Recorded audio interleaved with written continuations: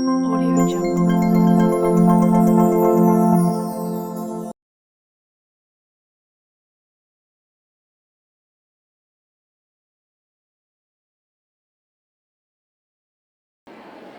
Good evening to you all. I have great pleasure in welcoming you all to grace the occasion of memorial lecture of Sir Ponnambalam Ramanathan and Lady Leelawathy Ramanathan, which are being conducted after our annual convocation. First, we will light a traditional oil lamp. First of all, I kindly invite our Vice Chancellor Sir, Professor Sri Sarpanarasa, to light the traditional oil lamp. Thank you, sir. Next, I call upon our guest speakers, Professor Gillian and our guest speaker,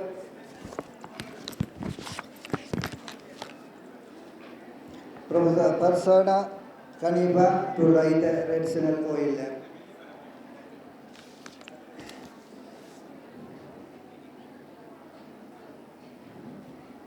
Thank you, madam. Next, I call upon our Dean, Faculty of Arts, to light the traditional oil lamp.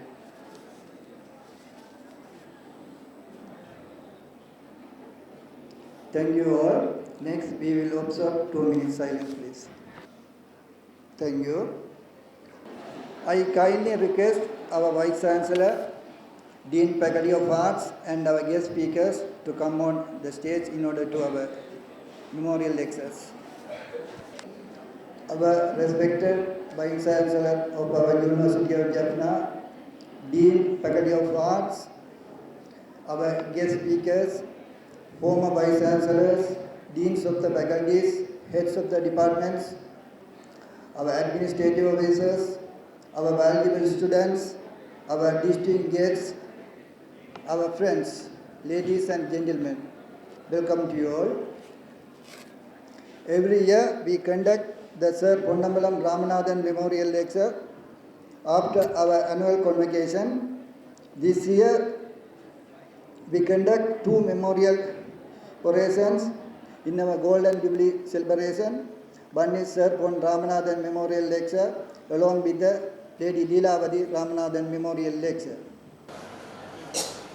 First, let me pay my respectful obeisance to Almighty for His blessing in having these lectures after mark of this congregation. So, ladies and gentlemen, Sir Ponnambalam Ramanathan Memorial Lecture along with the Lady Leelawathy Ramanathan Memorial Lecture is a cherished annual event of the university. Was inaugurated in 1974, our university, so it's a golden jubilee year. And very many events are happening in this special year. So this is the very pinnacle of event, this memorial lecture in this respect. This memorial lecture series is a prestigious event organized annually by the university, allied with the annual general congregation to commemorate the legacy of Sir Ponnambalam Ramanathan, who was a leading Hindu educationist, great scholar, nationally acclaimed statesman and philanthropist. His immense contributions to education was the establishment of 2 schools, Ramanathan College for Girls established in Maranamadam, Chunnagam in 1913, and Parameshwara College for boys 8 years later. This Parameshwara College actually became the cherished celebration of our university. So this Ramanathan Memorial Lecture is funded by the endowment instituted by the board of directors of Parameshwara College. So this year Ramanathan Memorial Lecture is being delivered by Professor Gillian Julef, Professor in Archaeology, Department of Archaeology, University of Exeter, on the topic Monsoon Steel, Sharandip's Contribution to Global History of Science and Technology. Gill is an archaeometeorologist. Her work on previously unknown first millennium AD wind-powered furnaces for the mass production of iron and steel in Sri Lanka resulted in fundamental paradigm shift in the field and established her international reputation. From being featured on the front cover of Nature, a rare single-authored paper by a female postgraduate researcher, the work has stood the test of time and continues to inspire research across Asia. It has led to further projects in India, pioneering meteorology, to explore the origin of Wood's steel, the raw material for Damascus swords, and collaboration with early iron working research groups in China and Japan. In Sri Lanka, the work has entered popular culture, with the story of her discoveries being told as a comic book in 3 languages, and continues to use to showcase national initiative in sustainable technologies and renewable resources. Monsoon steel characterizes her approach, combining assiduous fieldwork and methodological precision with her own field, with cross and multidisciplinary collaboration to develop understanding beyond archaeology and ultimately beyond academic communities. This is seen, for example, in the first use of CFD, computational fluid dynamics, to model an ancient furnace, and also more recently in work with geologists and mining specialists in contextualize the past, present, and future of critical mining and research exploration. The thesis that underpins her work is that metrology and possession of metrological know-how is one of the central drivers of cultural change, and that understanding the development of metrology is a route to elucidating complex cultural dynamics. It has led her to examine long-range transmission of technology across Asia, World Technology 2019, and also distorting impact of dominant Western scholarship on non-Western knowledge system. Away from Asia, it has led her to study landscape of the production in the UK, spanning the metrological process, both ferrous and non-ferrous, from mining and manufacturing output from Exmo and in Cornwall. This work is Tide and Heritage on the Beach, collaboration with Paranashabalo Museum to raise public awareness of the mining heritage of a much loved but poorly understood local cliffscape. In contrast, Jill's long-standing connection with Sri Lanka have taken her back in recent years to work with colleagues at the University of Jaffna. She has been a frequent visitor here and having a number of projects running with the art history and archaeology. In a new collaboration that explores the meaning of identity, place, and heritage in post-war communities, Gill's research journey has taken her from objective evidence-based archaeology, though multiple international collaboration, to a more reflexive and discursive examination of the past as an agent in shaping the present and future. So we have a pleasure inviting Gillian Glough to deliver the lecture titled Monsoon Steel, Serendip Contribution to Global History of Science and Technology. You are welcome, Madam.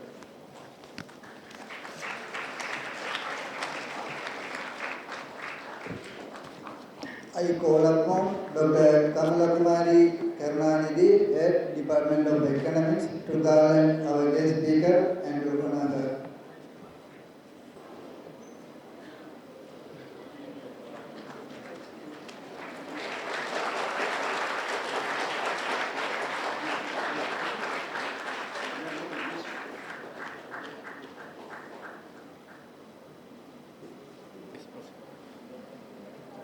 Vice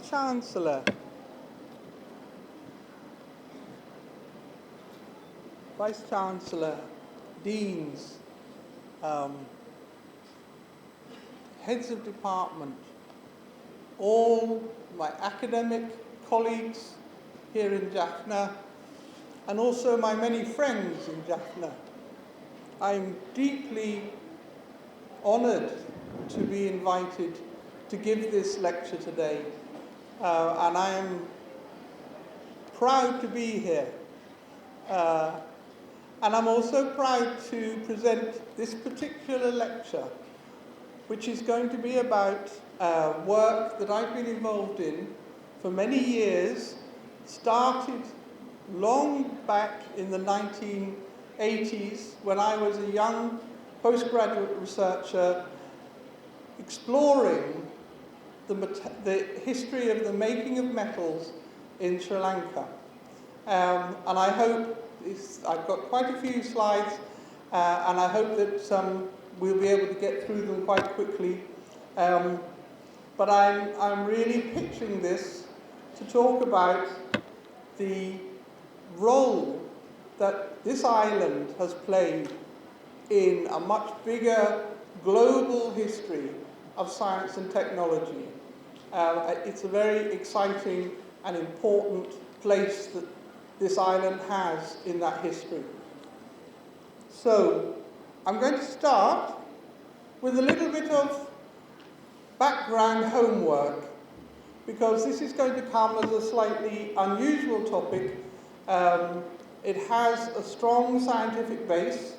I don't know if we have any scientists or engineers in the audience, but it will then become very much archaeology based.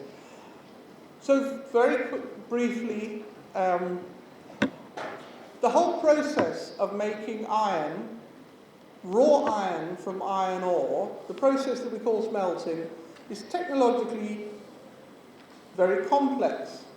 And it doesn't really matter whether you're talking about making iron in the Iron Age, 3,000 years ago, or in a modern blast furnace. The process is essentially the same. It also needs a great deal of social investment. It needs people, societies to commit to a lot of investment of time and energy to make this happen, to produce metal which is usable. But raw iron, as it comes from the primary smelting process, has limited function, and it needs to be refined, and we do that by alloying it with carbon to make something called steel. Now, I'm not sure if the detail on the left-hand side of the screen is very visible, but I wanted to demonstrate to you how important steel is and just what a super material. We live in an age where we are constantly being told about new innovations, new discoveries, super materials.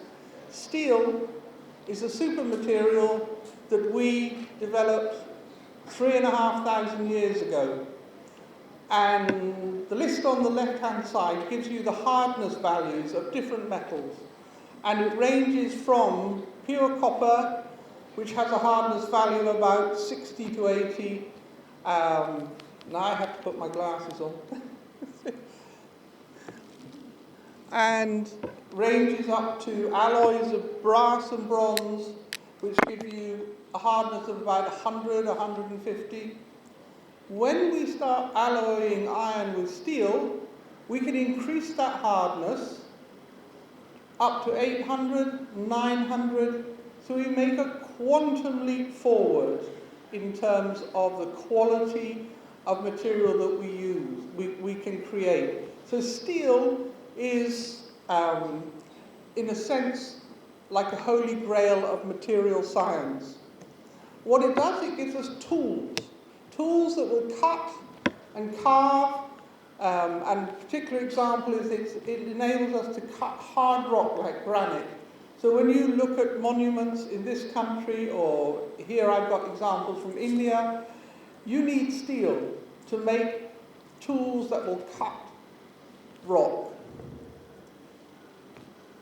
And when you have steel that is that hard, it also can be used to make weapons. And of course, all societies, whether we like it or not, find ways of developing weapons. So making of iron and steel and understanding that helps us understand technological developments in different cultures. So that's by way of just a little bit of background, but let's start with my research. My research started back in the 1980s, as I said, and I wanted to try and understand what the archaeology and history of making iron and steel in Sri Lanka was. And I had a very excellent starting point in a book that many of you, I'm sure, know, Medieval Sinhalese Art by Ananda Kumaraswamy, very strongly assisted by his English wife, Ethel Kumaraswamy. Ananda Kumaraswamy gives us, in this book, if anyone knows this book, and I'm sure you do, not only does he give us one of the best eyewitness accounts of traditional iron making in a village called Hatharabage in Balangoda district, he also gives us photographs, and this is a rare piece of evidence. So these accounts were for me a starting point. I wanted to go to this area to see if I could see on the ground what Kumaraswamy was describing for us.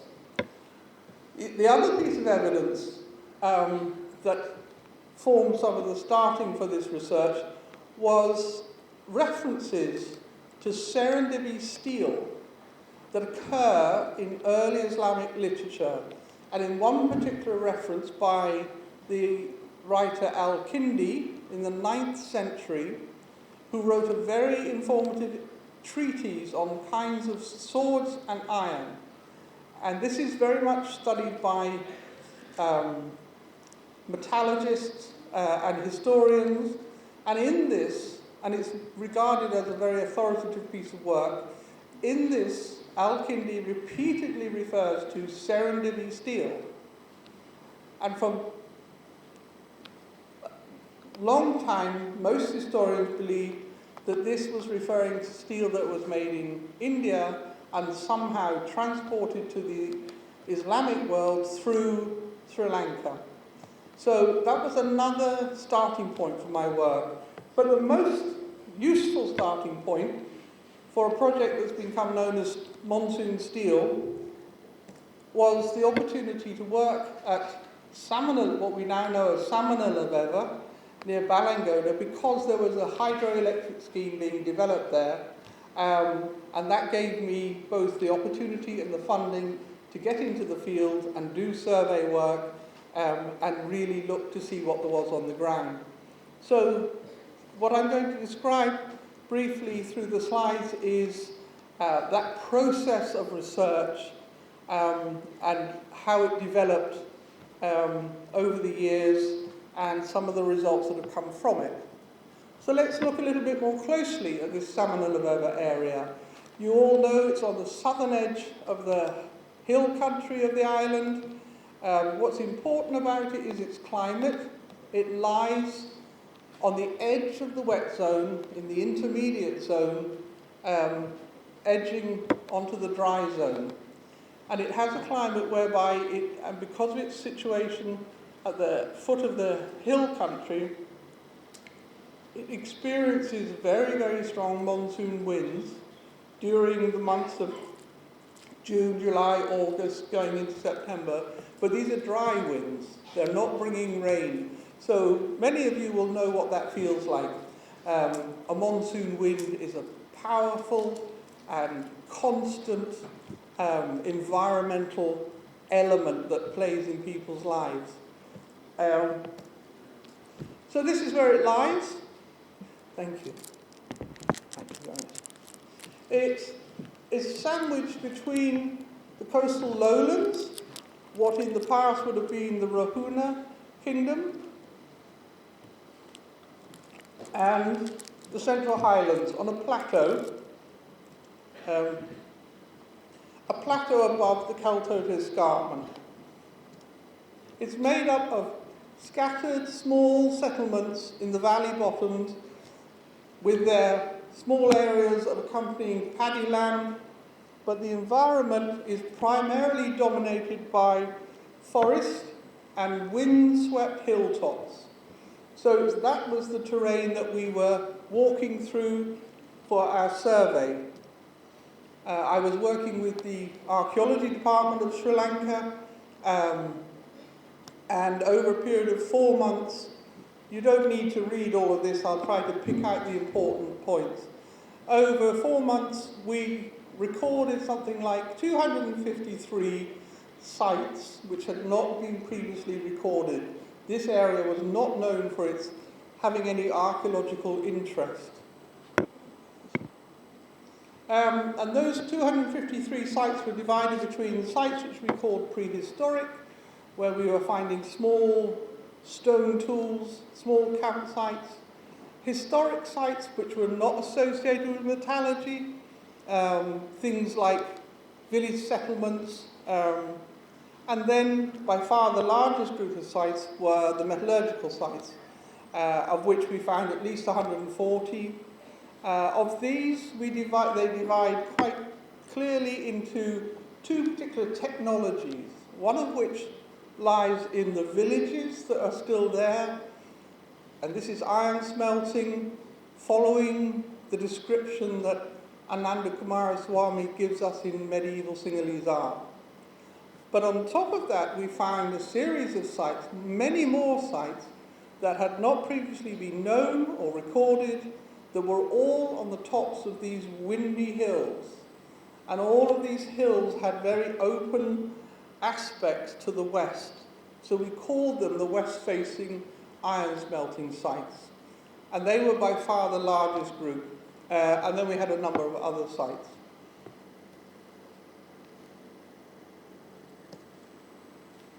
So when we were looking at these west-facing iron smelting sites, we realized we were looking at a very unusual technology.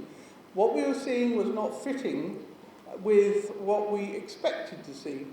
And what we were seeing, and now we're getting into some of the fine detail of this work, we are seeing lumps of slag, which is the waste product from iron smelting, that were linear, that were long pieces of slag, some of them measuring at least a metre in length. And in those pieces of slag, we had embedded clay pipes, what we call in metallurgy tuyères, embedded in the slag and forming a barrier. What was strange about this was that I'd certainly never seen anything like this on a site anywhere in the world, and equally it did not fit the accepted model for an early or pre-industrial furnace. The model, the dominant model that we learn about in the West is something that looks like a chimney that has a shaft and is circular in plan. This is a reconstruction of an Iron Age furnace, and this is what we expect to see from the Iron Age, from the beginning of iron smelting right up to the present day blast furnace. This has dominated our understanding. What we were seeing at Samanulabheva was very unlike this.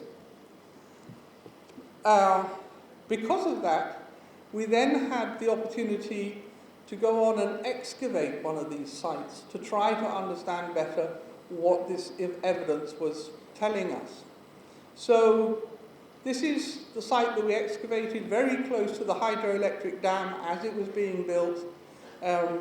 It's in quite a remote, hilly area. And here is the site during our excavation. And you can see the site is entirely dedicated to iron smelting. People are not living here. It's on the top of a hill. They have to bring all the materials here. Most of what you're looking at is the waste, the debris, the slag that comes from the furnace. Because in producing raw iron, you have to get rid of a lot of waste material from the original rock that you don't want, and that is what becomes slag. But also, coming out of that deposit of slag, we can see structures. I don't know whether here you can see structures beginning to appear, all of them situated along the edge of the hill and facing westwards. The other thing we were able to do is to gather material for radiocarbon dating. And we have a series of dates from the site which show very clearly that smelting at this site took place during the 7th to the 11th centuries AD, coinciding with that early Islamic period when Al-Kindi is telling the world about Serendipity steel. But this is an iron smelting site. So what do these furnaces look like? They are made of clay, which is the normal material that withstands very high temperatures. They are an elongated C shape, terraced into the hill with the open front facing to the west. They're not high, they're not more than 0.5 meter in height, and at the end of these clay C-shaped walls we have 2 upright stones. I don't know whether I can, let's go back one. Never mind. And here's another one during excavation. What we also started to see was at the front of each furnace structure these collapsed front walls and arrays of slag. So we knew that during the operation of these furnaces they had some sort of front wall. So a lot of our work was spent piecing together these collapsed walls to see how they were formed. On this site alone, we excavated some 41 furnaces, but we didn't excavate the whole site. We only excavated a portion of it. So we estimate that we probably have over 100 furnaces on this site alone. And if you remember, we said there is at least 88 sites in this area alone. We also excavated something like 10 tons of slag and measured and weighed 10 tons of slag. And again, it wasn't the whole site. So we estimate there's, and I put here 100 to 200 tons of slag. I put that number because I didn't have a copy of my book with me, and I don't remember the number that I have there. Anybody who's familiar with the book on this topic, there is a whole section looking at the weights and statistics. But what I'm trying to say is that production of metal, iron, across these smelting sites was therefore on an industrial scale. This wasn't craftsman level or artisan level, this was industrial scale production. So I took that evidence for this low, long furnace to archaeometallurgists across the world who, frankly, find it very hard to believe. They were not prepared that a furnace could be driven entirely by the wind. They didn't believe the wind could be reliable enough, because we know that the wind will gust. So, under normal circumstances, a furnace is driven by a bellows that can be controlled by people. They also didn't believe that you could have a furnace that large that was that low. They felt that it had to have some sort of chimney, some sort of structure.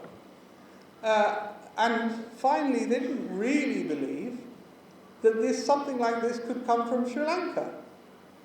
Sri Lanka was nowhere near on the map of technological development, apart from Ananda Kumaraswamy and Serendipity steel. So because of that, we decided that it was going to be necessary to reconstruct this furnace and experimentally smelt iron, if we could, to understand how they operated. So in 1994, we had a series of experimental smelts, and then again in 2007, and we've since done another series a few years after that.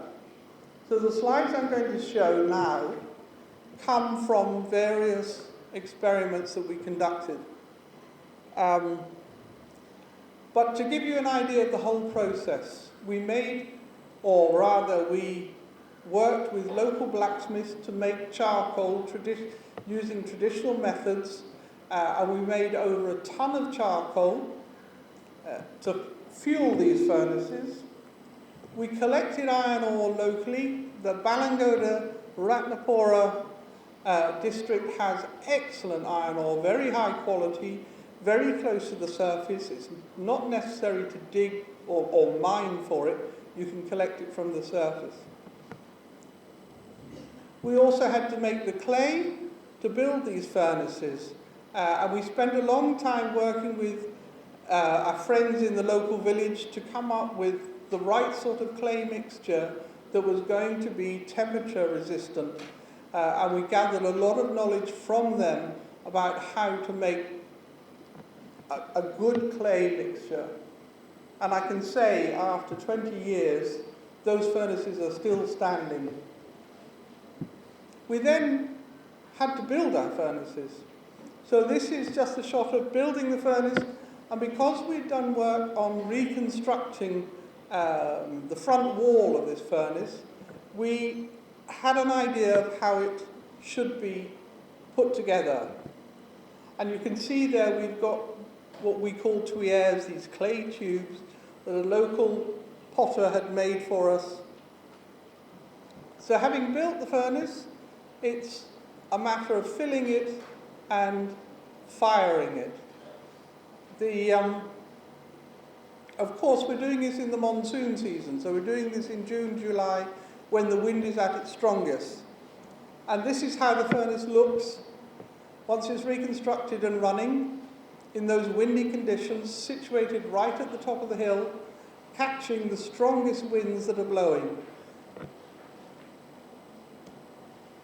And just a few shots of the fire in the furnace.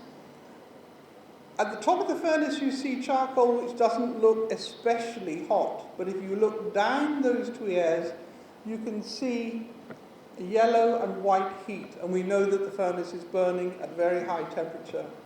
We could also look at the flame along the front wall of the furnace, this wall that is always collapsed, and we can see that the heat intensity is concentrated along the front wall. So seeing the flame and watching what the flame was doing helped us understand and learn about the flow of air and the flow of wind through the furnace. We also had machinery and apparatus to try and record the temperatures.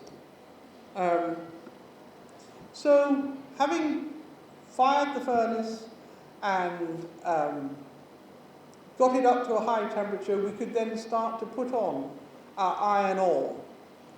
And the iron ore sinks down through the charcoal, and once it's disappeared into the charcoal, you don't know what's happening. You just have to have a degree of faith and understanding that inside that furnace, that rock, because it's a rock, it's not metal, is being converted into metal. But the way to really be certain that that's happening is when you get the first slag running out of the furnace. So this slag is a man-made rock. It's exactly the same material as volcanic lava, but we're making it inside this furnace at those temperatures. And it's a very exciting experience to see that coming out of the furnace. By the time we got to the middle of our smelt, we had a lot of slag coming out of the furnace, telling us that this furnace was working well. We also could look at our equipment, and I'm not sure that you can read very easily on there, but we had temperature readings that were telling us that the center of our furnace was reaching temperatures of 1580 degrees. Incredible, the highest temperatures you can get with a charcoal fire. So it's a very dynamic process that's going on. We also let our smelts run into the night, because at night time you can see the flame so much better, and it helps you understand how the furnace is functioning. and it's also a very exciting experience. So this is one particular shot from the night. If you think on the left-hand side, you're at the front of the furnace where that straight wall is, and on the on the right-hand side you've got the curving back wall, and the wind is coming from the west and hitting the front of that furnace. The flame, and that wind is anything from 40 to 50, 60, 70 kilometers an hour. It's a very powerful wind. The air within the furnace is flowing up the front of the wall of the furnace and curling over the top of the front wall into the face of the wind, which is, in itself is a very difficult thing to understand. Then it's being blown backwards. So we were understanding something about the structure of the furnace. Again, a similar picture with the wind hitting the front of that furnace, yet within the furnace itself, the flame is running perpendicular to the direction of the wind, which is telling us that the airflow within the furnace is separate to the wind. The wind is not affecting the flame on the top of the furnace. And then after about 6 or 7 hours, we decided to pull down the front wall of the furnace. We did this because we knew from the archaeology that front wall is dismantled while the furnace is hot. It's a very dangerous and possibly foolish thing to do, but we did it nonetheless. So at the end of our smelt, we saw a furnace that looked very like what we were seeing in the archaeological record. The C-shaped structure with a collapsed wall in front of it, with all of the slag in front of it, and a large lump of slag at the bottom of the furnace, which we then removed, and within that we found pieces of iron that we had made. I'd never made iron before, and that iron was possible to take to our local blacksmiths, who were able to forge it into a bar of iron. And when we do scientific analysis of that, we can see that it's a good low carbon iron suitable for making domestic tools, agricultural tools, what you would expect from a smelting operation. But then we went back and looked again at our furnace and discovered that actually at the bottom of our furnace there was more metal. And the metal that was lowest in the furnace, when we analysed it, we discovered that that was in fact high carbon steel, what we can call weapons grade steel. Steel which needs specialist forging and is very suitable for the making of swords and blades, and this is the material that you would want to give to a swordsmith to forge into weapons. So here we have, quite possibly, our serendipity steel. So the results of that was published in Nature. It caused a lot of excitement here and abroad, and was very well received, and Sri Lanka started to emerge as a place of interest for the history of, oh dear, what have I done? We're okay. So at this very time when we were analysing the material from our field work, our excavations, and from our analysis and experiments, we could also see that this was a period when Al-Kindi was describing serendipity steel. So we started to make that connection. But the reaction here was very much that this was unique. Suddenly there was something unique to Sri Lanka. But for me, that was always a problem, because really, technology is rarely unique. And being unique is not always a good thing, because it means things stop, there's nothing connected to it, it doesn't develop. So I had much more interesting questions about where did this technology come from, where did it go, what influenced this technology, and what did it influence? So to try and think about that more seriously, we decided, having reconstructed the technology, it was time to deconstruct the technology. So the next stage of the research was very much about deconstructing technology. And of course, the first and obvious thing about this technology is the use of wind power. It's the one thing that people focus on, that makes it feel like it's unique. And we were lucky, or we were fortunate in that the evidence that we collected allowed us to understand how this furnace worked, how the wind flowing up these hills, it didn't flow or blow into the furnace through those tubes. It was blown over the top of the furnace, and by blowing over the top of the furnace, it creates an internal vacuum which then pulls the air through the tubes at a constant rate. And it's that which raises the temperature so high and so constantly over many hours. And with the help of specialists in computational fluid dynamics, we've done more refined analysis which has confirmed our initial observations and has explained how this can work, how the furnace can be so low in height but still be so hot and effective. But we have more than just wind power. We have the design of this furnace.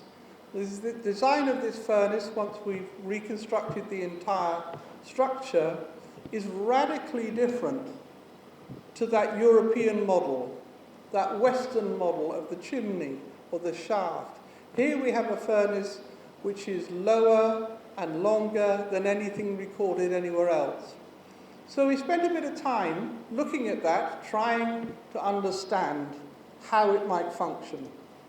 So we, again, deconstructed it to look at the essential elements of that furnace design. And we broke it down to the effective unit area, how much heat you can create by blowing through one tube. And we can use this same model in an Iron Age shaft furnace in Europe or in our own Sri Lankan furnace. And if you want to scale up that furnace and make it bigger and make it more efficient, the one thing that's very hard to do is to push more air into the furnace, because you always use bellows at an optimum level. So doubling the amount of power you can put into a bellows is very difficult. So what you do is you double the number of bellows or the number of clay tubes. So you double the number of unit areas so that you can make a bigger furnace, which is what happens in the Western model. It's quite effective. But if we try and look at that again and follow a Western model through, increasing the size of our furnace, we eventually get to a stage where we have an enormous amount of space in the middle of our furnace which is not effective. Given the amount of energy that goes into building, running that furnace, producing the charcoal, this is wasted energy. It's inefficient. The same problem occurs with the blast furnace. However, if you do, rather than create a circular furnace, you create a linear furnace, you can start to line up those effective units areas side by side and increase the length of your furnace, double the length of your furnace, without ending up with an area of furnace which is not functioning. So I hope that very brief sketch gives an idea that there is a fundamental difference based on furnace design. And thirdly, in deconstructing the technology, we need to go back to think about the morphologies and the types of slag and debris that we were seeing during our survey, and how they tell us something about the shape and type of furnace and how it operated. And we had quite a range of different types, and they're all indicative of this smelting process. So with that deconstructed set of characteristics, we then need to think about where did this technology come from and what influenced this technology. So we can go back to Salmonella to our original field survey and find that we have one site that is not on a hilltop, it's in the bottom of a valley, that has radiocarbon dates that take it right back to the 4th century BC. This is the earliest, if not, it is one of the earliest, if not the earliest, excavated smelting furnace in South Asia. And if we, again, look at it in detail and think about its footprint, what it looks like in plan, and draw that schematically, we can see that we have the beginning elements of our later furnaces. We have 2 upright stones, we have a curving back wall, we have a straight front wall with clay tubes in it. And then if we go and look at a furnace that was excavated in Sigiriya, which is dated from the 2nd century BC to the 4th century AD, not excavated by our research group, but by the Sigiriya research group working with a team from Sweden. They too have a furnace that has a curved back wall, stone uprights at the front, and a straight front wall, into which is embedded clay tubes. But it's a little bigger than the 4th century BC example. And then, if we go back to Salmonella again, to the furnaces on the west-facing sites up on the hilltops, we have 2 phases of activity, and this slide is from the 2nd phase, which is the 9th to the 11th centuries AD, and we can see we have a similar design, but now much larger. And if we think about the measurements between the upright stones, and then which marks the front wall, and between the front wall and the back of the furnace, we can now start to build a series of furnaces, all here in Sri Lanka, stretching from the 4th century BC right up to the 11th century AD, so almost 1500 years, that progress from a furnace which is more or less equiaxed, half a metre at the front and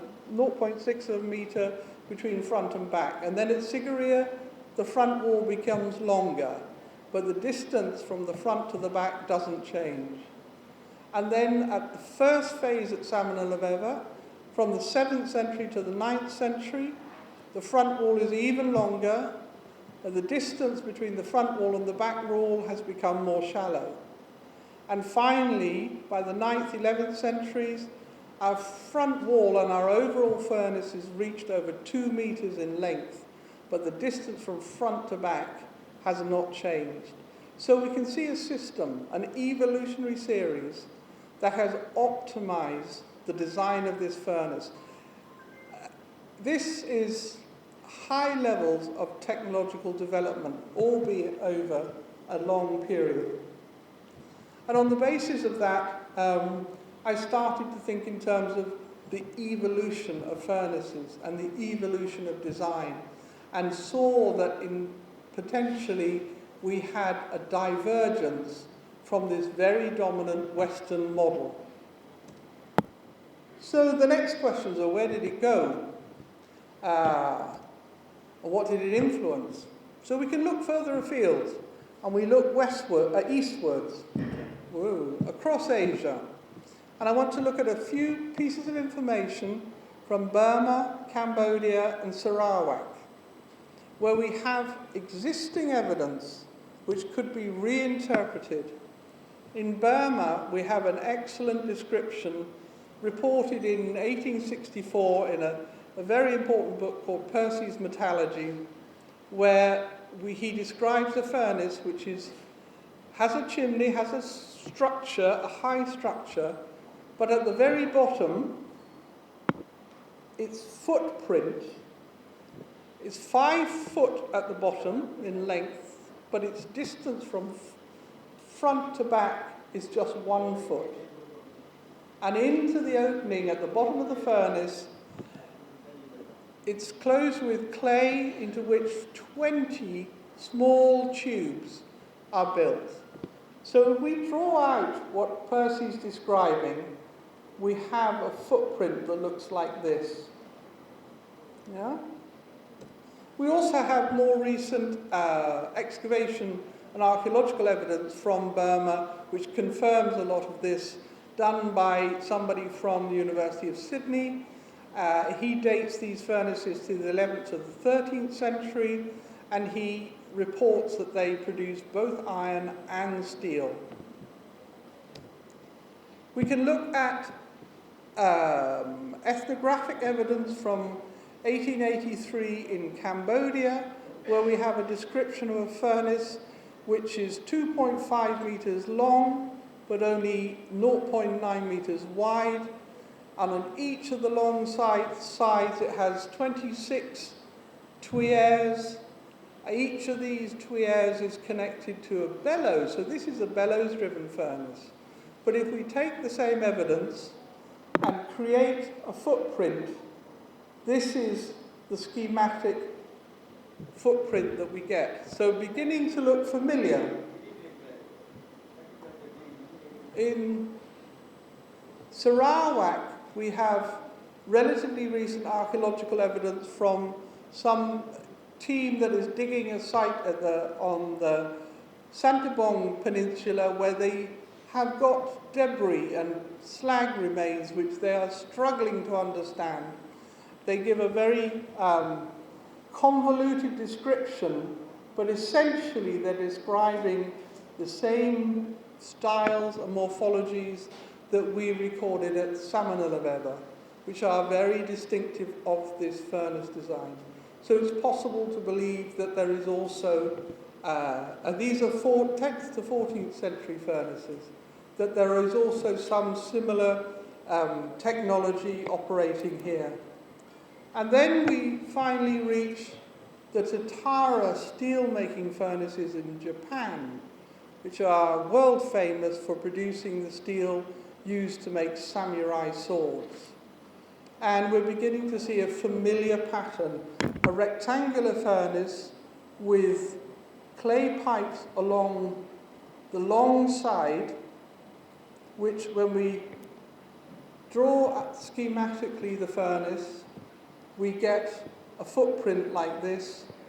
If we compare this with the same measurements from our furnaces in Sri Lanka, if we put 2 of our wind furnaces back to back and remove the center, we have almost the same design. The Japanese furnace is driven with the bellows, but the design of the furnace is very reminiscent of what we have in Sri Lanka. We know that the Tatara furnace makes iron and steel. We know that the earliest evidence for this form of smelting in Japan is from the 6th century AD. So we're putting these pieces together. We can perhaps begin to see an Asian technological tradition of smelting directly to steel in a rectangular or linear furnace with multiple tuyères. And interestingly, the earliest evidence we have for this is coming from Sri Lanka.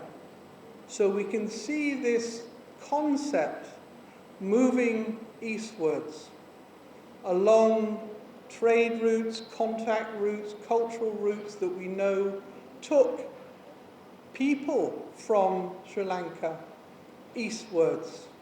With the spread of Buddhism, cultural contacts, it looks like this metallurgical tradition also travelled in the same direction. So, just to finish, what can we say about serendip and science and technology? We have now some very strong evidence for high carbon weapons grade steel moving westwards from Sri Lanka into the early Islamic world, being used as a commodity for the making of swords.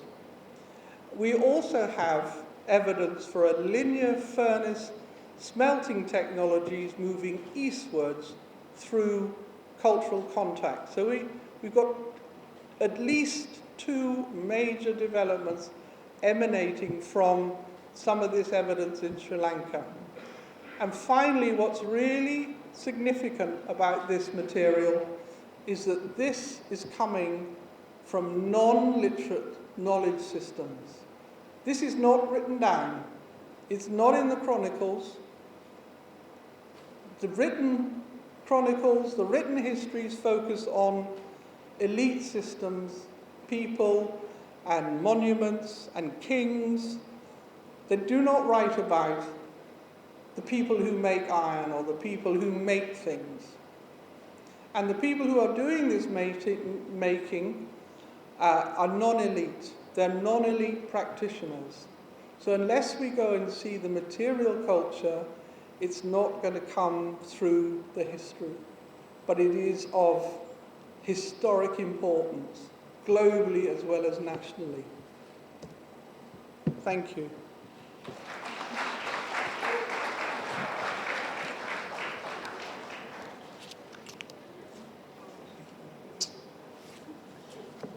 While thanking Professor Gillian Gillef for giving wonderful research deliberation, where one of the area we are very proud of Sri Lankan contribution to the global history of science and technology in the metrology. So I think formal vote of thanks will be proposed by our Dean Arts. Now we move on to the Lady Leelawathy Ramanathan Memorial Lecture 2024. It will be delivered by Professor Fasana Hanifa, a professor in sociology at the University of Colombo.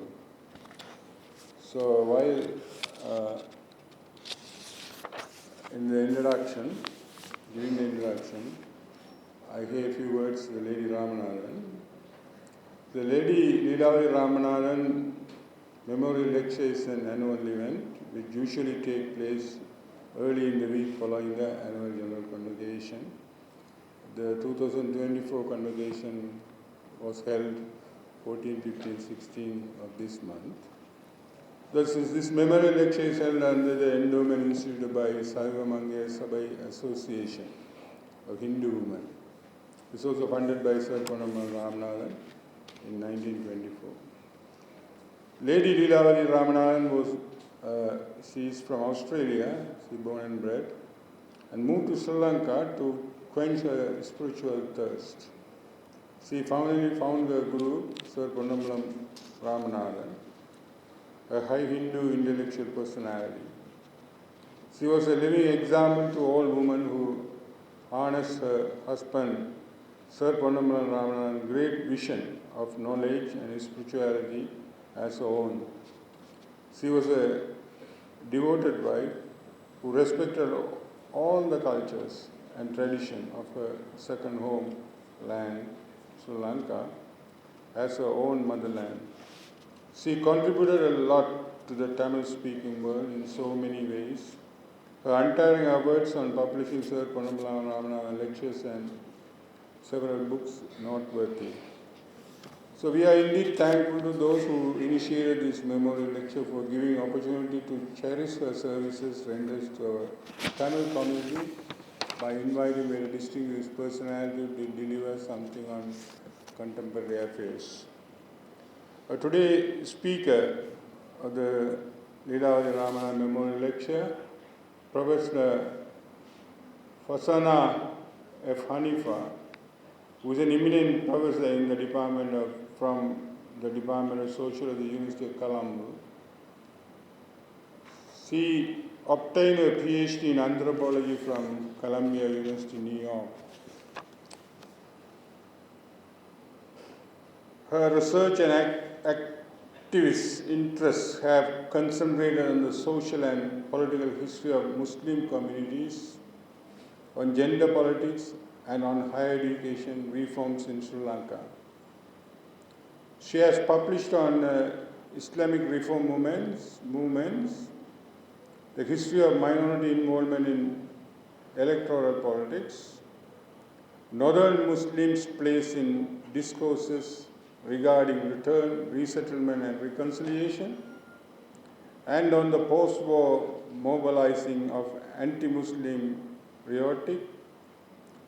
So Hanifa's writings on gender have looked at women in the Islamic piety movement in Sri Lanka, militarization and masculinity among Eastern Muslim communities, and the gendered nature of post-war anti-Muslim sentiments.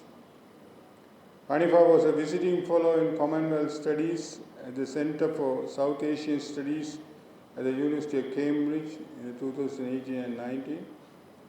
In January 2016, Hanifa was appointed by the Prime Minister's Office to the Consultation Task Force on Reconciliation Mechanism. In 2016, Hanifa was also visiting research fellow at the Leibniz Centrum Moderator Orient in Berlin. Hanifa serves on the Management Council of the Social Scientists Association, the Board of Directors of Law and Society Trust, and is a trustee of Leelawathy Children Trust in Sri Lanka. In July 23, the most respected position in safeguarding the people's rights, in 2023, Hanifa was appointed to the Human Rights Commission of Sri Lanka. So, array of attributes she possesses, which goes into pages in her CV and the Colombo University profile, but considering time and your eagerness to listen to her, so I invite our speaker today, the Lady Ramanathan Memorial Lecture, Professor Vasna, to deliver a lecture, Modern Muslim Citizenship in 1940s Islam, Identity, Politics and Community Aspiration in the most Islamic cultural form. You are welcome, Madam. Assalamu alaikum.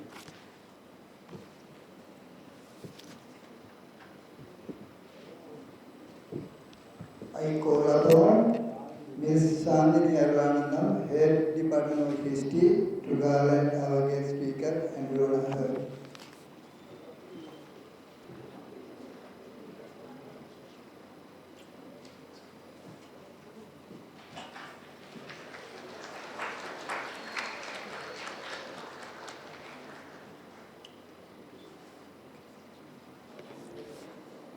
Vice-Chancellor, Dean, former Vice-Chancellors of the University of Jaffna, Deans of other faculties, Heads of Department, colleagues and students. Good afternoon to you all.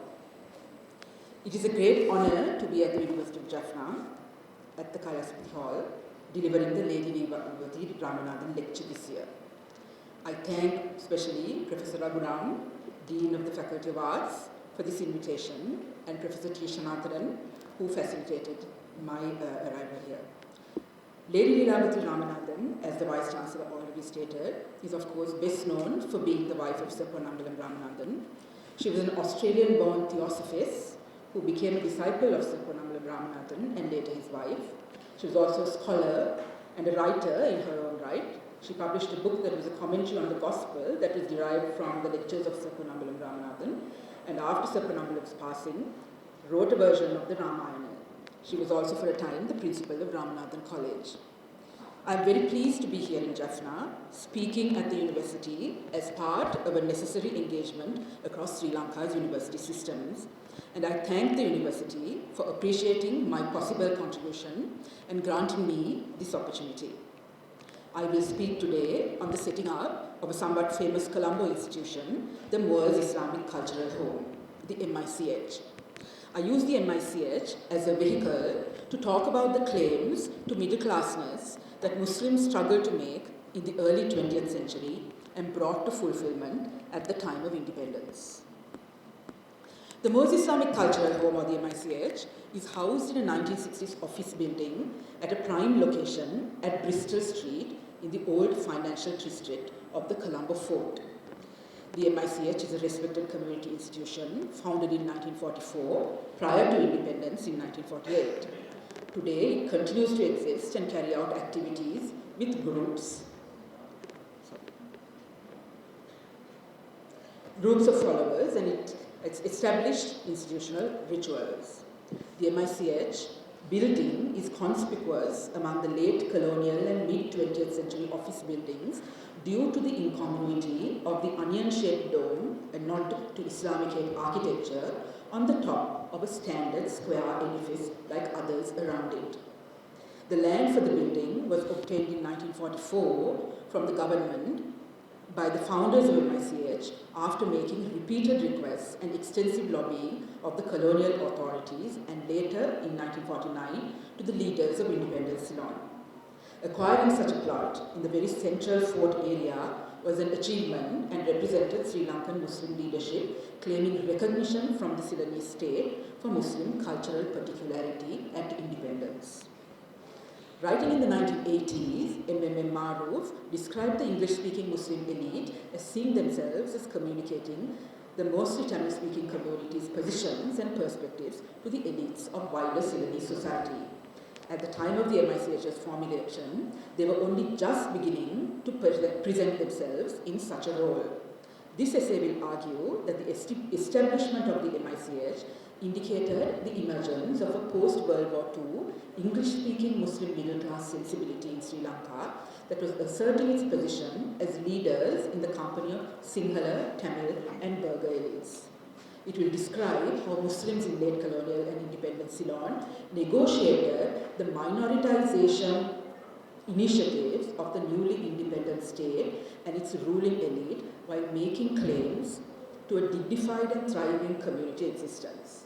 The MICH was one instance where the Sri Lankan Muslim leadership asserted the power of the English-speaking sections of the community as part of the wider Ceylonese elite and made specific Muslim and Ceylonese claims to citizenship and community. Much of the Ceylonese Muslim population, as already stated, was Tamil-speaking, and their religious and cultural expression was in Tamil and Arabic Tamil or Arubu. They are seen in the literature as late to acquire the necessary English skills to participate in the political conversations that were taking place in 19th century Ceylon. It is only early in the 20th century that they begin to catch up, embrace English education, and produce an elite that could assert a collective presence among fellow elites of the country. The early refusal of English education and academic and professional training resulted in the highly consequential absence of Muslims in important spheres of society. By the 1940s, Muslims were more educated, far more sophisticated in their demand to be recognized as competent and contributing members of the soon-to-be independent Ceylonese polity. The launch of the MICH was one instance where the newly acquired acumen was demonstrated. Qadri Ismail's work of 1995 has critiqued the Muslim elite's self-representation as gendered and exclusionary of regionally dispersed Muslim communities. Ismail claims that the southern elite were inadequately informed of other Muslim communities, the East Coast Muslims who were agriculturalists, for instance, when they repeatedly represented themselves as a trading community. They were also not representative of the larger Muslim groupings that they claimed to speak on behalf of, and their assumption of authority was frequently contested. It is important that Ismail's critique be kept in mind while exploring the story of the MICH. As I will demonstrate, the MICH founders were only one part of the elite of the time and had very particular ideas about their community's future. Some of these ideas were widely shared and some were not. The founders themselves were also not responsive to all prevailing calls for community transformation at the time.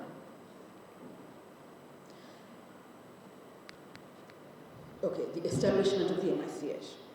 At the first reading of the MICH Incorporation Bill in the State Council in 1944, Farid had the following to say, and I quote, "The Moors in particular and the other Muslims of Ceylon have suffered in the matter of religion and economically, educationally and socially too by want of an institution of this nature, an institution similar to those of other communities here, which they established for themselves years ago. It is an institution founded on the model of the Jamiatul Subhanul Muslimin of Egypt and of other great centers of Islamic thought and culture. The object in view is to provide a cultural center worthy of Islam." Now, the objectives of the MICH were stated as follows: to study and promote Islamic culture and religion, to study the history, customs and traditions and habits of Ceylon Moors, to promote a spirit of fellowship among the members of the MICH, and to inculcate a sense of community service for the community and for the country, to promote cultural, moral, social and economic welfare of the island. And then a second set of objectives included setting up of recreational facilities, a hostel for students, a guest house for visitors, and a wedding hall. The objectives were aspirational of promoting a Ceylon Moor community identity that was informed of its Muslim past and cultural and religious heritage, a sense of community and national responsibility inflected by preoccupations of class mobility. They claimed thereby to be part of the contributing citizenry of the country under the newly defined ideas of national citizenship.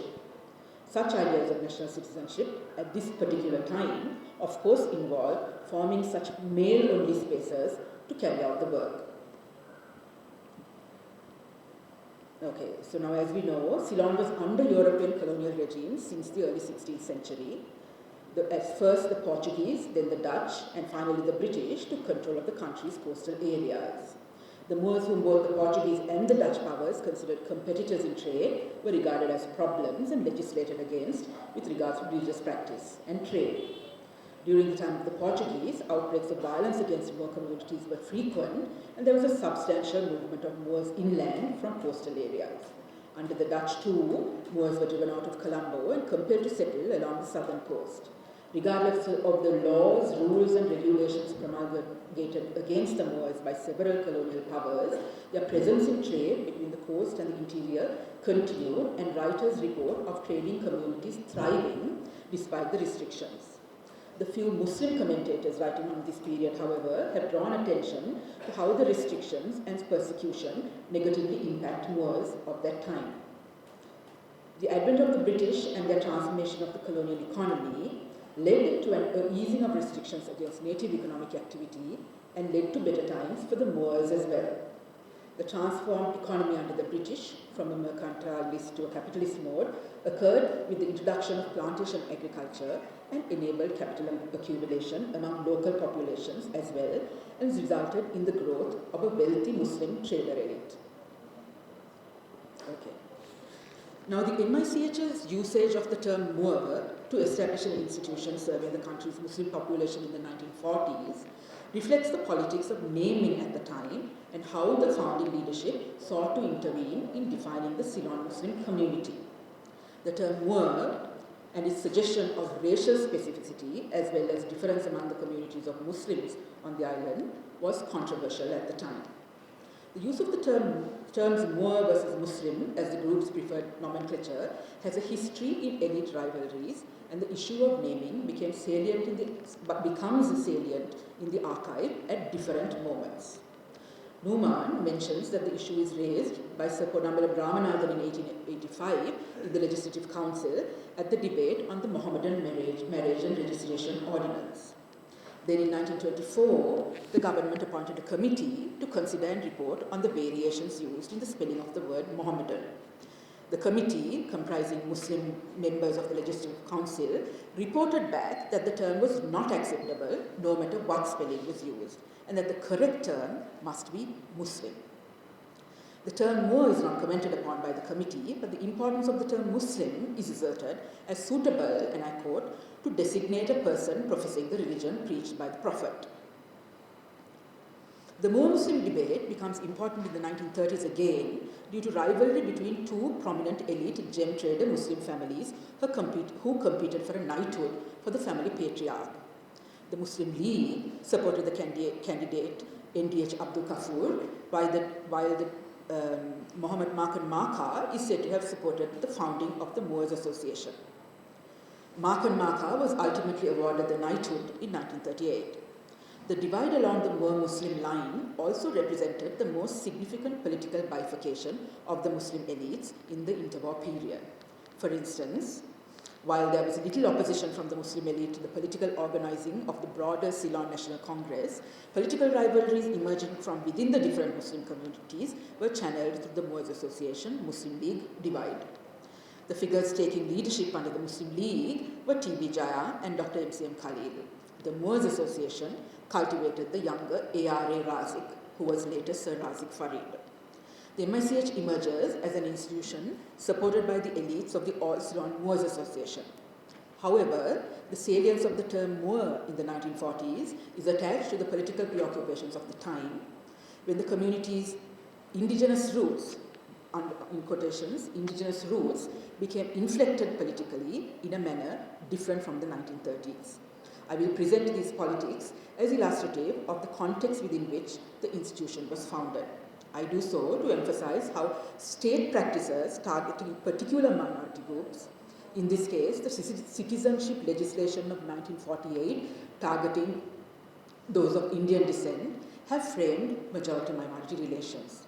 They have significantly impacted how leaders of minority groups strategize their engagement with the state at the anticipation of independence and after. In 1950, there were attempts made to fix the nomenclature through which the communities in Ceylon following the Islamic faith were hitherto to be called. S.L. Muhammad, a member of the Moors Direct Action Committee, wrote a fiery pamphlet arguing for the preservation of the term Moor over the more expansive term Muslim. Muhammad claims in his pamphlet that the Muslim League, together with the Ceylon Muslim Union, was attempting to legislate the latter name as the preferred name by which to refer to the communities. The arguments offered in support of preserving the term Moor rather than Muslim are as follows. And I quote, "There are large numbers of Muslims who sojourn in this country. They are the Mapilas, the Memons, Hambayas, Boras, Pathans, etc. They have their mosques, institutions, associations, and clubs. They have their racial differences. Of all the followers of Islam in Ceylon, only the Moors and Malays claim Ceylon as their home.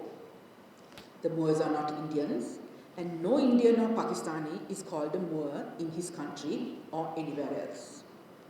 By adhering presently to the word Moor, the Marakkala or Yonaka wishes to be classed as a member of the indigenous population and not of the floating stock. Now, S.L. Muhammad uses the term Hambaya to refer to the coast Moor. By doing so, he is claiming the term Moor only for those of what he calls Ceylonese stock, and disputing the usage of the term coast Moor for Muslims of Indian origin. Indian Muslims had long been referred to as coast Moors by the British and by most subsequent English language writing about the island. The coast Moors had been a significant and thriving community in colonial Ceylon and was indicative of the broader South Asian world of connected Muslim groups, of which Ceylon, the Sri Lankan Muslims were a part, Ceylonese at that time. Most of the country's elites participated in passing one of the first pieces of legislation in newly independent Ceylon, the Ceylon Citizenship Act of 1948. The act referred to the citizenship of Indians resident in Ceylon and was known for being a sleight of hand to disenfranchise a significant part of the left's vote base, the upcountry Tamils. the upcountry Tamil plantation labour force, first brought to Ceylon in the 19th century to service the new plantation industry, received the right to vote with universal franchise in 1931. They were a significant voting bloc in the hill country that invariably supported the left. What the legislation effectively did was to render a large percentage of the Sri Lanka's upcountry Tamils non-citizens and, for a time, stateless persons. It is noted here that the plantation community, enumerated separately in the census since 1911, numbered 780,600 in 1946, while the Moors numbered 370,600. The distinction then between the terms Moor and Muslim in the late 1940s onwards was to draw attention to the fact that of the Muslims, the Ceylon Moors and Malays were indigenous, while other Muslims, presumably the coast Moors, Mapilas, Memers, Boras and Pathans, were not. The fear seemed to be that if all these different groups identified as Muslim, and if the indigeneity of some of them was not established at the outset, they would all be considered foreign and forced to apply for citizenship. And the state had made sure that making those claims would be difficult for the poor upcountry Tamils, the large majority of the applicants. Muslim leaders were probably aware that large sections of the Muslim population too, if pushed, would not be able to properly respond to the bureaucratic demands of the process. Razak Farid and the Moor leaders were then willing to draw attention to the foreignness of other Muslims, and especially the Indian origin coast Moors, in order to ensure that the indigeneity of the Ceylon Moor and Malay would be made clearer. At a time when the substance of citizenship and identity remained undefined and in flux across South Asia, it was possible to imagine that the Moor Muslims, a group smaller in number than the upcountry Tamils, might also be deemed insufficiently indigenous. Muslims, and not just those deemed Indian Muslims, were well known for their linkages with the outside of the island, their connections with wide Muslim networks that stretched across South and Southeast Asia, and they self-identified as linked with the outside. The nation-state at independence was not a place in which a celebration of Muslim itinerancy and their wide-ranging connections and networks could be celebrated. As Vettamuni has noted recently, the othering of Muslims by both British and Sinhala writing during colonial times as traders and as different was standard practice. It is therefore unsurprising that there was opposition to the adoption of the term Muslim by the Moors Association and the Moors Direct Action Committee a mere 2 years after the introduction of the 1948 legislation. The 1948 legislation, one of the first pieces of law brought into force by the newly minted state of Ceylon, rendered all those who could not claim indigeneity as not citizens and thereby disenfranchised. Therefore, the Moor Muslim debate that many have pointed to in previous writings about Muslims must also be understood as informed after 1948 by the debate about indigeneity and citizenship. Okay, my next topic, Ceylon Moors and English language education. Muslim refusal of English education and the consequences for the entire Muslim population of the country has been stressed repeatedly in writings on Muslims in the early 20th century. Prominent late 19th century Muslim intellectual ILM Abdul Aziz wrote many an entreaty to his Muslim brethren regarding the importance of Muslim education. According to Abdul Aziz's writing in 1907, English education was necessary for commercial prosperity, good citizenship, professional knowledge, and government employment. Abdul Aziz stated that businesses cannot face their competition without employing a Kanakapulle or accountant, and for supervision of such an accountant, a background in bookkeeping is essential. It is with English, the new commercial language of the world, that such a background can be achieved, Abdul Aziz stated. Abdul Aziz also stated that to be good citizens, a knowledge of the law in English is necessary, and at that time there were only 2 advocates and 5 proctors for a population of 300,000 Muslims. He also stated that as a result, some important aspects of Muslim law were either not known or ignored. Further, the Muslim community of the time did not have any doctors, engineers, representatives in the civil service, or any civil list officers. all positions that required English language education. Additionally, he anticipated that the next set of legislative reforms would bring about territorial and professional representation through elections and not communal representation through nominated members. So Abdul Aziz worried that there would be no qualified English-educated Muslims to stand for elections. Abdul Aziz's lament, recounted by A.M.A. Aziz, is indicative of the early 1900s attempt at modernizing, quote-unquote, modernizing Muslims through English education. The first Anglo-Mohammedan boys' school, Al-Madrasatul Khairiyatul Islamiyah, had been established in 1884 but had failed to take off. Another illustrative example of Muslim backwardness in the late 19th century was the fact that the definitive Muslim response to Sir Ponnambalam Ramanathan's article, The Ethnology of the Moors of Ceylon, emerged from ILM Abdul Aziz himself only in 1907, 20 years after Sir Ramanathan's publication by the Royal Asiatic Society.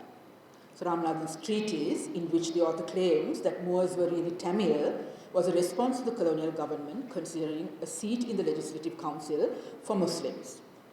Sir Ramanathan claimed that such a seat was not necessary because the Moors, being ethnologically Tamil, were not a distinct community. Muslim intellectuals, particularly Siddi Lebbe and Abdul Aziz, had responded many times to Ramanathan's claims in English and Tamil newspaper articles over the years. However, such rejoinders were no match for the gravitas of a presentation at the Royal Asiatic Society and a publication in their journal. There were no competent, well-connected Muslim intellectuals to respond to Ramanathan in 1888. Abdul Aziz's fully worked out monograph-length response was published by the Moor Union in 1907 and then republished by the MICH in 1951. So by the 1930s, however, the Muslim elite had established Zahira College in 1892, and attempts to cultivate an English-speaking community of Muslims had some success. I see the Muslim elite of the 1940s, through the MICH and through other means, through establishing their English language publications, for instance, as claiming the successors of the larger Muslim community's attempt to catch up and assert themselves as equals among the rest of the Ceylonese elite. The lamentations that I will look at from the 1930s and 1940s below are similar in tone to that of Abdul Aziz noted above. However, what they aspired to and what they claimed had changed significantly in the intervening decades. So, in the Star of Islam newspaper of September 16, 1939, there was an article entitled, and I quote, "The Pathetic Conditions of Ceylon Muslims." The author of the article, S.M. Sharif, was chairman of the Young Muslim Progressives Association. Sharif bemoaned the fact that the Muslims of Ceylon are not at all taking any action to improve themselves socially, politically, and morally, while Sinhalese, Tamils, and Burghers are striving for their social, political, and religious rights. In the article, Sharif points out, and I quote, "About 75% of our brethren, Muslim sisters and children, are in destitution. A good number are starving, and some are even homeless. The position of virgins, widows, and orphans, very unsafe. Today, unlike the days of the past, the Muslim community has the honor of counting among its members many educated men with distinctive qualifications such as MAs, BAs, CCSs, doctors, lawyers, judges, etc., and even the distinction of a knight. But what have these men done for their community? Is there a Muslim missionary home? Is there a hospital for Muslims, especially for ladies? Is there a home for the aged for Muslims? Is there a broad-minded Muslim religious lady teacher?" This lament, when seen as aspirational, has 2 points worthy of note. The first is that it claims that social, political, and moral improvement of a community of people are to be achieved through service and support for the destitute and the marginal in that group. The elite are asked to establish community-serving pastoral institutions to fulfill their community obligations. The second point is the comparison with others. Here, Muslims again aspire to be of a similar stature to other communities that are named as being more advanced. The comparison, however, achieves the task of asserting comparability. Now Muslims are not talking only about fellow Muslims, but of fellow citizens within the country among whom they consider themselves to be equals. Drawing attention to the plight of women in the community is also indicative of the importance women's places taken on at that time as a marker of modernity and progress. Two other statements made in the Star of Islam are illustrative of the gamut of Muslims' aspirational claim-making to be part of a national elite. An anonymous contributor in 46 has the following to say from a perspective that locates Muslim among their fellow citizens who are not Muslim. And I quote, "The Muslims of Ceylon have failed to secure for themselves a place in the esteem of the country just as surely as they have failed in solving every one of the problems they have been faced with. The Muslims of Ceylon have not produced one single thinker. They have produced only one lawyer of first-class repute. Bankrupt of social and moral values, living in an atmosphere of trivialities and inanities fit only to make money, but without the philosophy which makes the earning of money a laudable enterprise, the Muslims have only themselves to blame for their complete futility and insignificance." Again, if read not only as lament and critique, but as aspirational, the statement indicates the need for an educated elite of thinkers. The invocation regarding Muslims being properly wealthy through having the philosophy to make the earning of money a laudable enterprise, I read as following from the earlier claim. I hear in this call to philosophy the call for a wealthy elite to support not only pastoral institutions, as seen in the earlier case, but also learning and culture within the Muslim community. The comparison with other communities on the island continues to be important. The wealthy and newly sophisticated Muslims are being urged to claim their status as cultural and intellectual equals within a community facilitated by the nation-state form. The next intervention that I want to look at is by Sheikh, somebody called Sheikh, in 1939, and is yet another aspirational lamentation cast this time in the mode of the Islamic reformists. It is different from those cited above in the very specific reference that it makes to Muslims' religious failing. And I quote, "The one and only cause, in my opinion, is that the general body of people called Ceylon Muslims today are the Muslims only in name and not Muslims in the real sense of the term. The Muslims of today have discarded the teachings of the Quran and the traditions of the Holy Prophet and have taken up instead to worthless trash imparted by self-seeking and self-glorifying pseudo-alims and so-called spiritual leaders. The Quran and the holy traditions, the live wires of Islam, the books of guidance for the Muslims, which wrought marvels in the world and are now called into action to be recited parrot-like during the month of Ramadan, or by the bedside of the dying, or at the graveyard of the dead. The institution of zakat, the practical ideal of Islamic socialism, which did away with poverty in the days gone by among the Muslims, has become today an institution for pompous exhibition once a year of the wealth of the swell-headed mudalalis. The dispensation of zakat as practiced today has encouraged poverty among the Muslims and has placed a premium on begging. Everything un-Islamic finds its place in the Muslim body politic, and everything Islamic, ordained by the teachings of Islam, is practiced to the very letter by the non-Muslims." End quote.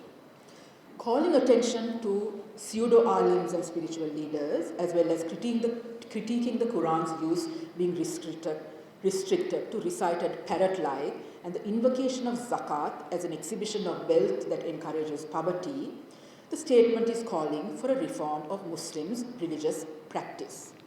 The articulation of such sentiment is evident of such probably Salafi thinking being available in Ceylon in the 1940s and given space in a popular English language newspaper. The compulsion to comparison that is utilized in this moment is familiar from the earlier quotations, but is inflected differently. The inversion of the non-Muslim as the quintessence of practice reinforces the difference between the two. Here the principle for improvement invoked is not the colonial modern of the local other, but reformed Islamic practice. I understand these interventions as indicative of a sensibility that exists within the Muslim community in Ceylon in the late 1930s and early 1940s, and as the context within which the MICH emerges. As Lapidus and others have noted, Islamic reformist periodic search for ways to incorporate an Islamic way of being into that which is new is reflected in the commentary present in nearly independent Ceylon as well.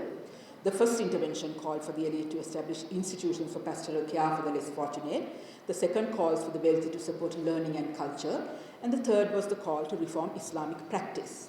The Muslim leaders looking to establish the MICH then were responding to both global and local issues relevant at the time within an Islamic framework, articulated in ways that are particular to the political and economic experience of soon-to-be independent colonial Ceylon. It should be noted here, though, that the reformist call to transform religious practice were not uppermost in the MICH agenda as revealed in the archive. The preoccupation with state recognition of Islamic practice was considered more urgent. So Muslim survival as Muslims in Ceylon was dependent on the state recognizing and accommodating their Muslimness. As such, great effort was exercised to render the Muslims visible to state processes and for gaining institutional recognition for Muslim religious and cultural practices. So in 1948, the MICH board decided to ask the government, as I stated earlier, to provide land for the organization to build its own premises in Colombo. In making his claim, Farid argued that the government already granted such land to the Young Men's Buddhist Association. In September 1948, the Senate passed a motion to allocate land in the fort for this purpose. By garnering state support for the establishment of the MICH, A.R.A. Razik and the other founders ensured that the Muslims created a precedent of accessing state resources for community upliftment. A.R.A. Razik, founder president, was also one of the most important Muslim politicians of the time and was instrumental in pushing through a series of measures that guaranteed Muslims visibility to and recognition by the state. After the establishment of the MICH, Razik involved the institution in his activism. Razik was instrumental in forming a chair of Arabic at the University of Ceylon, Peradeniya, and agitated to preserve the Unani system of medicine at the College of Indigenous Medicine in Ceylon. Additionally, Farid opposed the parliament not adjourning at 6 o'clock on the days of the Ramadan fast to facilitate Muslims breaking of the fast, and not adjourning at 12 noon on Fridays to facilitate mosque attendance. Agitated for the institution of the Prophet Muhammad's birthday as a public holiday, and that it be termed Miladun Nabi. For the zakat, the Muslim alms tax, to be exempted from income tax.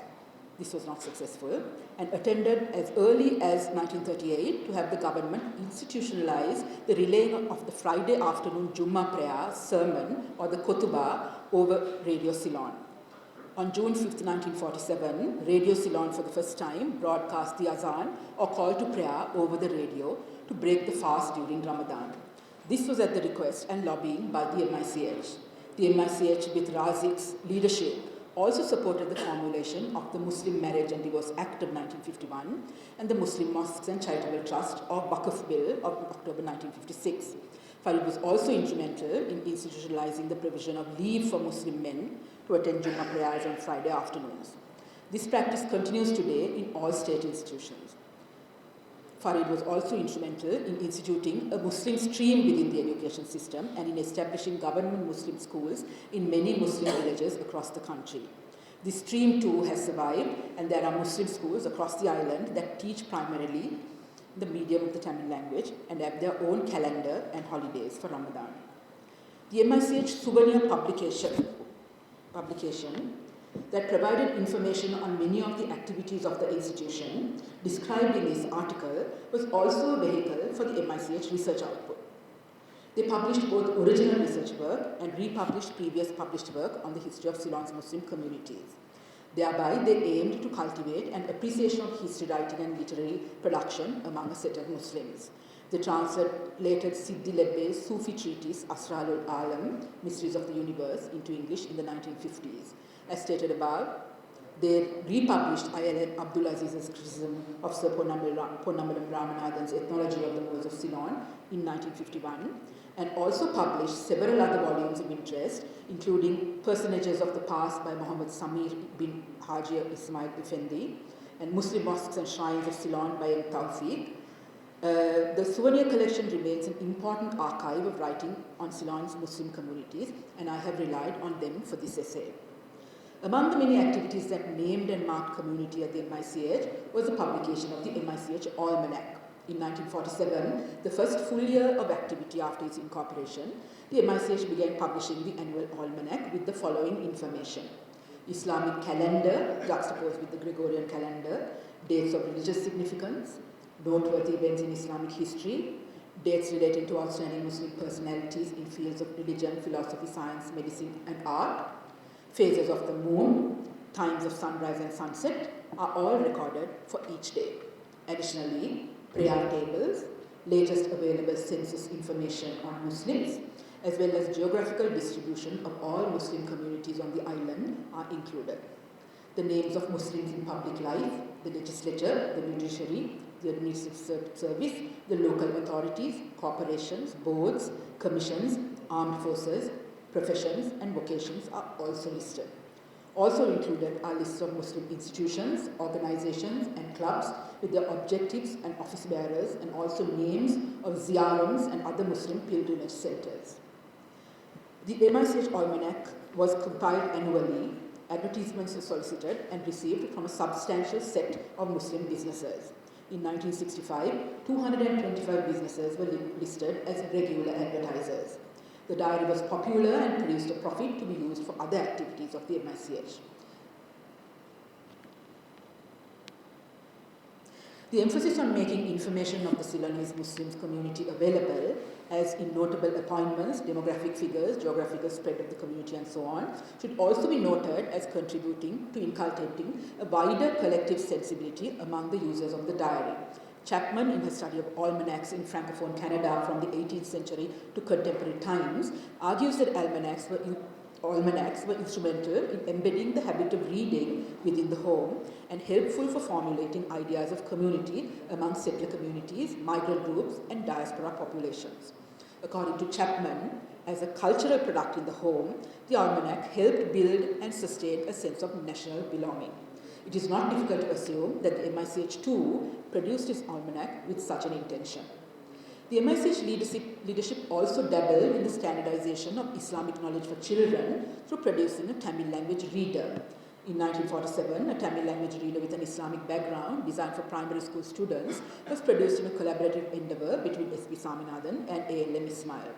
The book titled Muslim Palarvasakam was launched in July 1, 1947 with approval from the Educational Publications Board. The following are some attempts at introducing institutional rituals that were specifically religious at the MICH. On June 27, 1949, the first day of the month of Ramadan, a cannon loaned by Mr. A.C. Abdul Rahim was fired at the MICH premises to signal the advent of Sahar and Iftar. It is not clear for how long this practice was continued. In 1948, an annual Quran recital contest was established to train peoples to be Hafiz. The same 3 people won the contest during its first few years, and participation remained low. In 1953, mission work was started with Muslim inmates in the prisons. In 1955, there was a proposal to translate the Quran into Sinhala in anticipation of the language legislation of 1956. In 1956, the translation of the Quran into Sinhala was begun, and government assistance was provided through the Department of Cultural Affairs. In 1959, the committee proposed to look into having the government fund quarters in Mecca for pilgrims from Ceylon. Integrating requirements of a particular Muslim temporality into state timekeeping was another achievement of the MICH leadership. Time off for all Muslims on Friday afternoons for Jummah prayers, as already stated, national holidays for Eid and Miladun Nabi, providing the month of Ramadan as holidays in Muslim schools, ensured that Muslim time was integrated into the government national calendar. The following are some instances where the social service arm of the MICH was operationalized to provide the pastoral care that was also part of the community aspirations for the institution. In August 1947, the MICH building was given over to those displaced and affected by floods. In 1955, the Maliga Kanda Free Wedding Home was established in Dematagoda, a low-income borough of Colombo with a large Muslim presence. The hall was made available free with free electricity provided for 5 days to any bride or groom from the area, regardless of community. When not booked for weddings, the hall was used for needlework classes, running free medical clinics, and for celebrations on the date of Prophet Muhammad's birthday.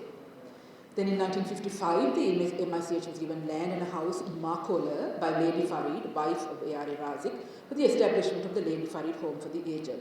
The home was ceremoniously opened by Governor Sir Oliver Gunathilaka on September 22, 1956. The lament noted earlier in the discussion regarding the Muslims' lack of such pastoral institutions was addressed to an extent through these actions of the MICH. The MICH hosted several banquets at important political moments in independent Ceylon. For instance, in February 1948, there was a reception at the Golf Face Hotel organized by the MICH to celebrate Ceylon's independence. Guests included the Viscount Lord Salisbury, who headed the commission that drew up the Constitution of Ceylon, Prime Minister D.S. Senanayake, Sir Oliver Gunathilaka, and the Maharaja and Maharani of Baroda. The MICH too participated now in the established practice of Muslim grandees entertaining the elites of the colonial administration with welcome and farewell dinners. Another event of note was the public dinner hosted at the Grand Orient Hotel on November 9, 1951 to celebrate Sir Razik Farid, then Senator, and the conferment of knighthood by King George IV.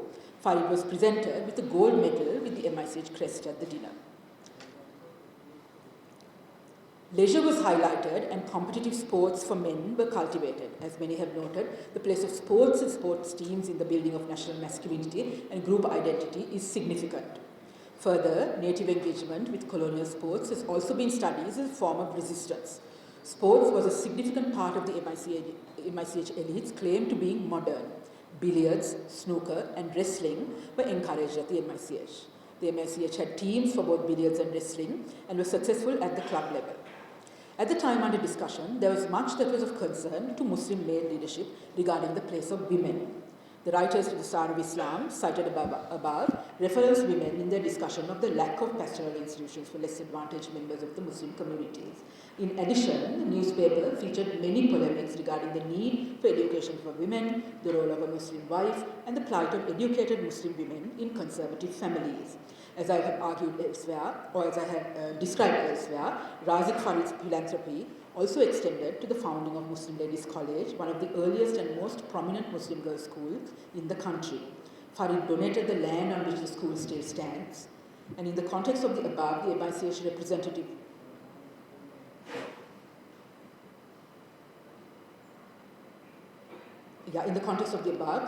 representing choosing to depict Ceylon more aspirations as being modern and contemporary in relation to women is unsurprising. The MICH Golden Jubilee Souvenir, printed on the MICH's 25th anniversary in 1969, has a series of photographs of the celebration. Some of these were of the pageant of the Moors of Lanka, Al-Mashar, that was an event that they held. This pageant featured a series of tableaus. Among them were the depictions of Moorish weddings. The Moorish weddings in the 19th century and Moorish weddings in modern times. The 19th century wedding is depicted with a bride seated on a chair with a veil on her head. Her head is bowed and the veil covers her face. The bridegroom's party are seated on mats on the floor. They are wearing conical hats or surah toppi. The caption reads, and I quote, "Bridegroom and party in surah toppi, squatting on mats, modest bride with eyes cast down, seated on bridal throne with elderly ladies by her side." The modern wedding is featured in the next photograph with the bride with her hair exposed in a beehive style, sitting upright on a decorated dais or a throne and engaged in conversation with the bridal party of young women seated on chairs around the bride.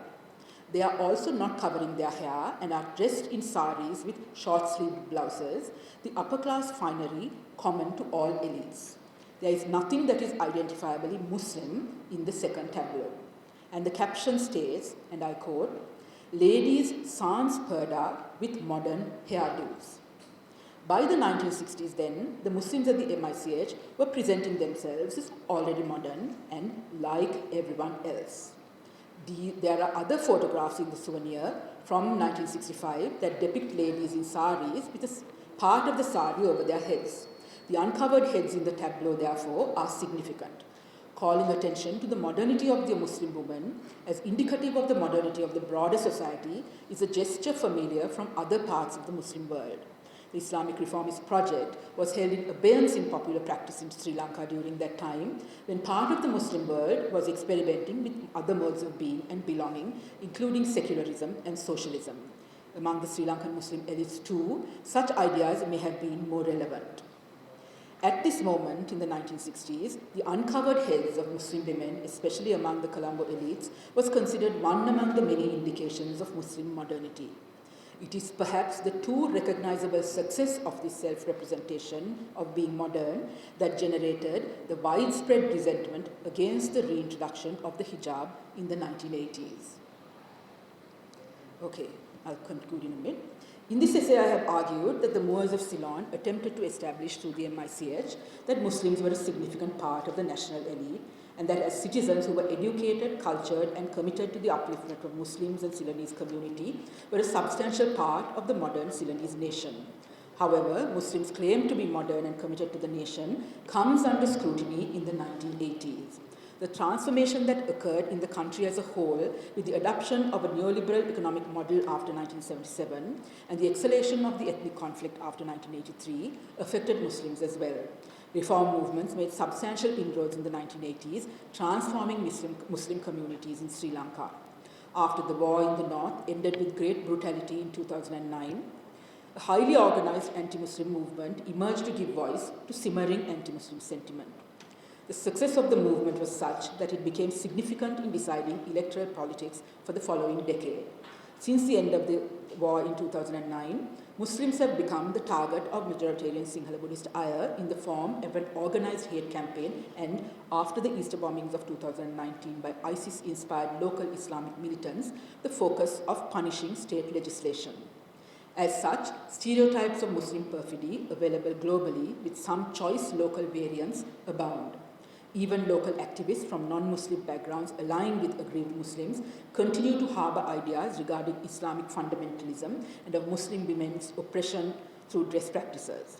Ideas abound about the transformation of piety practices brought about through reformist activism in the 1980s, and there is a constant harking back to a time when Muslims looked like everyone else and moved closely with the Sinhalese. The traditional Muslim is the Sri Lankan version of the West good Muslim who continue to refuse the inroads that the reformists attempted to make. They have been celebrated, and their Islam, less distant from ethno-religious others and less distinct in their assertion of difference, has been sought after.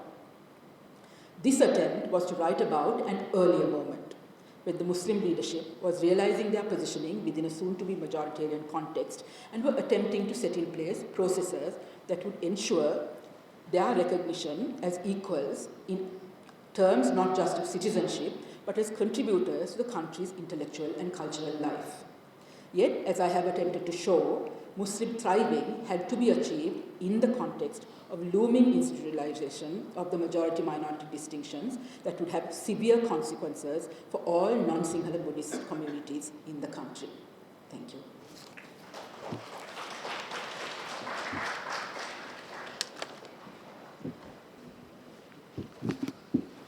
Very enlightening, especially in the context of Jaffna man, knowing about Muslims and our institution, post-independent Muslims and the present Muslims, the difference they make, unbelievable. I really, while Ramanathan was and our elites were dominating the politics, there were no single engineer, there's no single lawyer. And all these scenarios he explained and she expressed. And now present scenario, even my guru is M.M.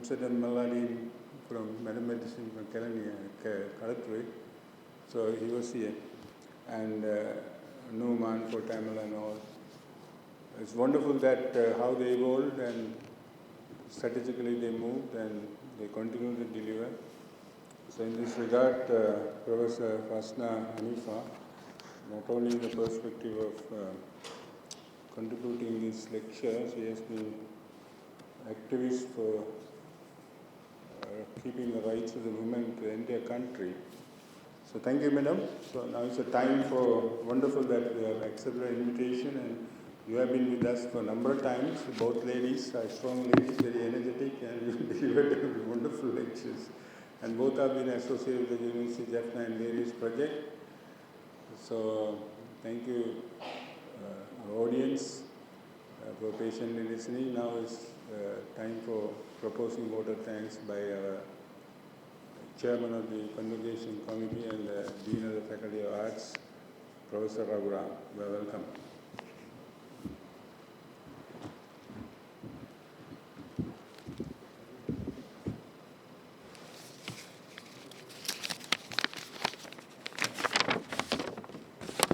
Yes, it's a time to show our sincere thanks to all of you for attending the prestigious event of the University of Jaffna, which accompanied the 38th General Convocation. Sir Pon Ramanathan and Lady Ramanathan Memorial Lectures are indeed a significant event at the University of Jaffna. These lectures are typically held annually to commemorate the contributions of Sir Ponnambalam Ramanathan, a distinguished politician, statesman and philanthropist in the history of Sri Lanka, and Lady Leelawathy Ramanathan, who dedicated her life for the local community in various ways along with Sir Pon Ramanathan. In memory of them, the Faculty of Arts facilitated the memorial lectures annually, and we are very glad to have lectures from two eminent persons this time. Our sincere thanks to Professor Gillian Jolle from the University of Exeter, who delivered the Sir Pon Ramanathan Memorial Lecture, and Professor Farzana Hanifa from University of Colombo, who delivered the Lady Leelawathy Ramanathan Memorial Lecture and made the event cherished by their notable academic contribution. Thank you, ma'am. Further, our earnest thanks to the Vice Chancellor, the man for all seasons who guided us with his tireless leadership, the council members, former Vice Chancellors, Deans of the faculties, professors, heads of the departments, lecturers and students. Many thanks to you all for patiently attending the event and making the occasion a memorable one. The electronic documentation of the event is furnished by the VC Media team, and our all-hearted thanks to go to them. Last but not least, on behalf of the faculty and the university, I sincerely thank the Senior Assistant Registrar and his staff belonging to the Academic Affairs and Publication branch of the University of Jaffna for the wonderful and systematic arrangements. Thank you very much to you all.